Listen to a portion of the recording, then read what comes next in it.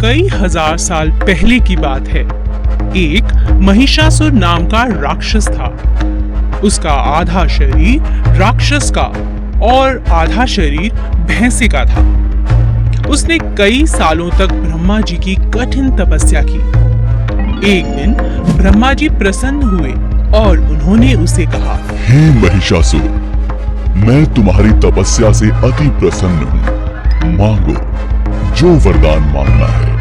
महिषासुर ने कहा, हे प्रभु, मुझे ऐसा वरदान दीजिए कि इन तीनों लोकों में किसी भी देवता या मानव के द्वारा मेरी मृत्यु ना हो सके। ब्रह्मा जी ने हंसकर कहा, ऐसा ही होगा।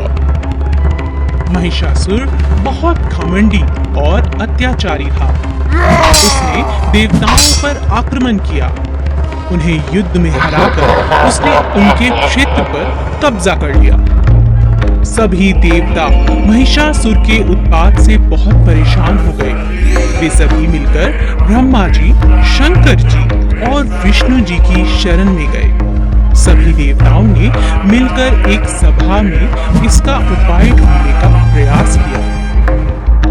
श्री ब्रह्मा, विष्णु और महेश जी ने एक तेज प्रकाश पुंज से एक सुंदर देवी का निर्माण किया।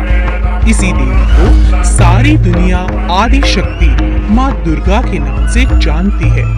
सभी देवताओं ने माँ दुर्गा को सभी प्रकार के अस्त्र शस्त्र से सुसज्जित किया। शंख चक्र, गदा, त्रिशूल, धनुष बाण इत्यादि अस्त्रों को धारण कर वे महिषासुर की नगरी की ओर चल पड़ी। जब महिषासुर को उनके बारे में सूचना मिली तब वह उनसे मिलने के लिए वह ललायत हो उठा। महिषासुर ने देवी के सामने विवाह का प्रस्ताव रखा। माँ दुर्गा ने कहा,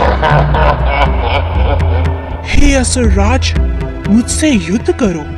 यदि तुम ये युद्ध में मुझे जीत लिया तो मैं तुमसे अवश्य विवाह करूंगी। महिषासुर ने देवी से कहा, मैं युद्ध के लिए तैयार हूँ। महिषासुर और माँ दुर्गा के बीच युद्ध प्रारंभ हुआ।